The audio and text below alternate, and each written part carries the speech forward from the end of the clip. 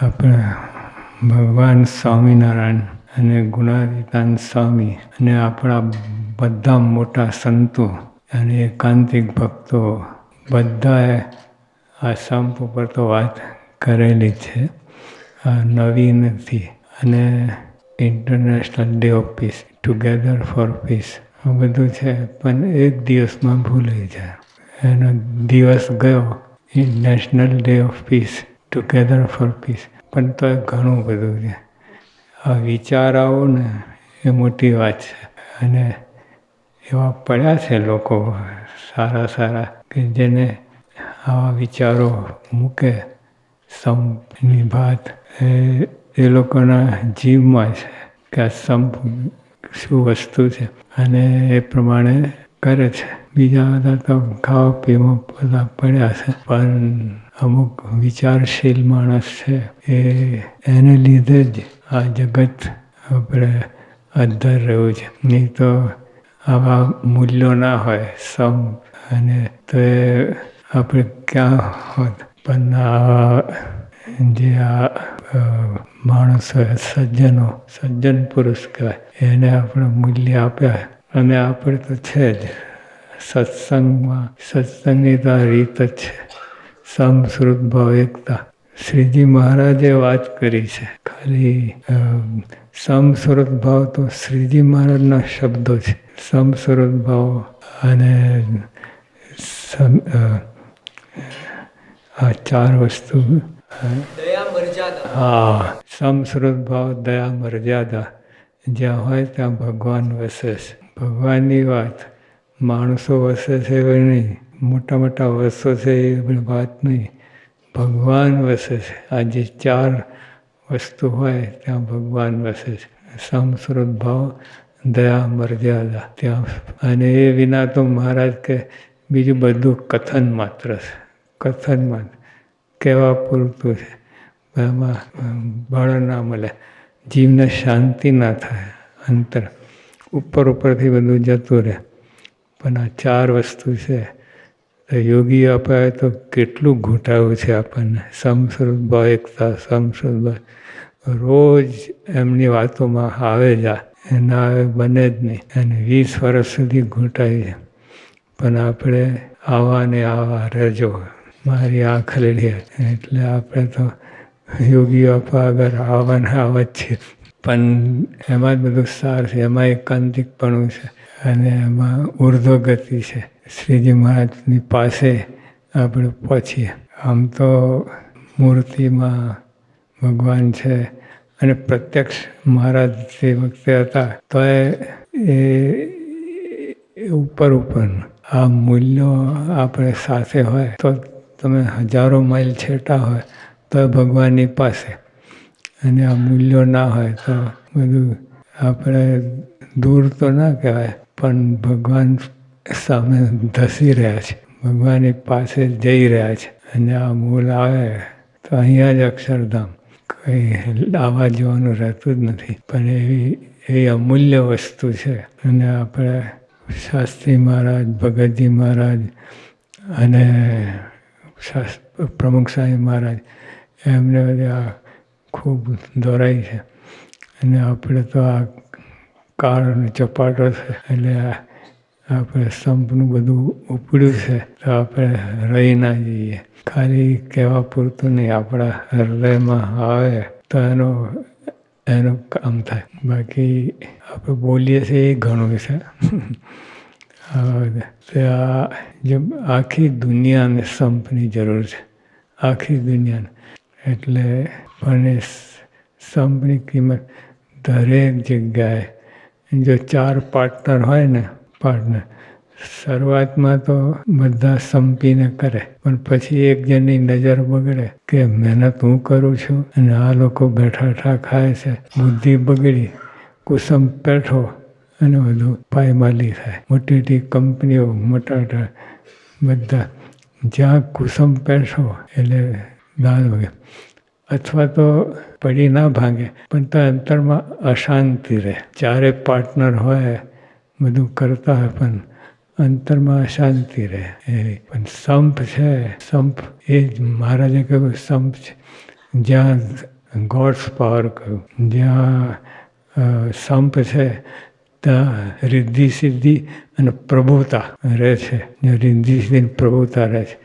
એટલે પ્રભુતા એટલે gods power. આપણે human power, nuclear power, electric power બધા પાવર હોય છે, પણ ગોડ્સ પાવર એમાં કાંઈ બાકી રહે નહીં. એટલે શ્રીજી મહારાજ પોતે જ વાત કરીએ, જ્યાં સંપ હોય ત્યાં રિદ્ધિ સિદ્ધિ અને પ્રભુતા રહે છે, અને જ્યાં કુસુમ છે ત્યાં કળિયુગનો વાસ છે. કળિયુગ એટલે તો હેરાન ટ્રાય તોબા કરી નાખે. ઉપરથી બધું હરવું પરવું મળવું બધું હોય, શેખંડ કરે, આમ કરે, અંતરમાં ક્લેશ કંકાસથી ભરેલો હોય માણસ. અને સંપ સાચા સ્વરૂપમાં જે આપણે કરી રહ્યા છે.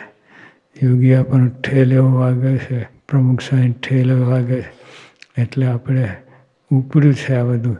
એટલે એની દ્રઢતા વધારવી, આ સંપની દ્રઢતા વધારવી, એમાં જ બધું છે. સંપ છે ત્યાં જંપ, સંપ છે ત્યાં સંપ હોય ને, ઓલા ચાર ઓલા માણસો હતા, એનો સંપ તોડવા માટે રત્નાકર અને ખૂબ હલાયા મચાયા, પણ આ લોકોનો સંપ તૂટ્યો નહીં. અને એ રીતે બધું થાય તો આપણું કામ થાય. નહીં તો કેટલું નુકસાન થાય.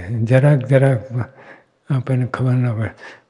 પહેલાં તો ઘરમાં સંપ ના હોય, પતિ પત્નીને સંપ ના હોય તો કેટલું બધું બગડે. પછી ઘરમાં સંપ હોય, પરિવારમાં સંપ હોય, પછી એનું વધતું જાય.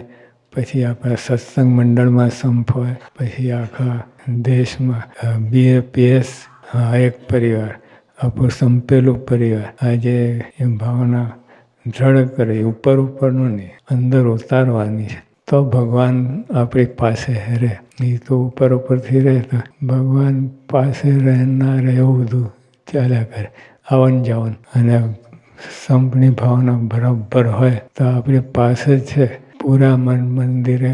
પછીથી ક્યાં સ્વામી ક્યાં જવાના છે? પછી આપણા સંપની ભાવના કેળવીને આપણા હૃદયમાં વસાવાના છે. પછી ક્યાંય જઈ નહીં શકે, પરમનન્ટ તમારે રહે. અને બીજી બધી તો આપણે આ સંપની ભાવના સારું છે, પણ એમાં પરમનન્ટ નહીં. આવન જાવન અમુક દિવસ આવે એટલે ઉજવાઈ જાય, બધું કરે, પછી બધું ભૂલી જાય. પણ આપણો તો સંપ એવો છે, સંપ મારે કે જ્યાં સંપ છે ત્યાં સતયુગ છે, જ્યાં કુસુમ છે ત્યાં કળિયુગ. કળી એના કુટુંબે સહિત નિવાસ કરે છે. એટલે એકલો કળી નહીં, એનું કુટુંબમાં તો બધું બરબાદી છે. મત્સર, ઈર્ષા, અસૂયા, આ બધા એનું ફેમિલી છે. કુસુમ ગ્રેન્ડફાધર, પછી એના નીચે છોકરા છોકરી, દીકરા દીકરી ના કહેવાય, છોકરા છોકરી, પછી એના ગ્રેન્ડ ચિલ્ડ્રન, બધા આખું ટીમ લઈને આવે. કુસુમ આવે બધું ટીમ, અને તમને ત્રાય ત્રોબા કરી નાખે. એટલે આપણે સત્સંગ કરીએ છીએ, સત્સંગ જ સંપ એ સત્સંગ છે.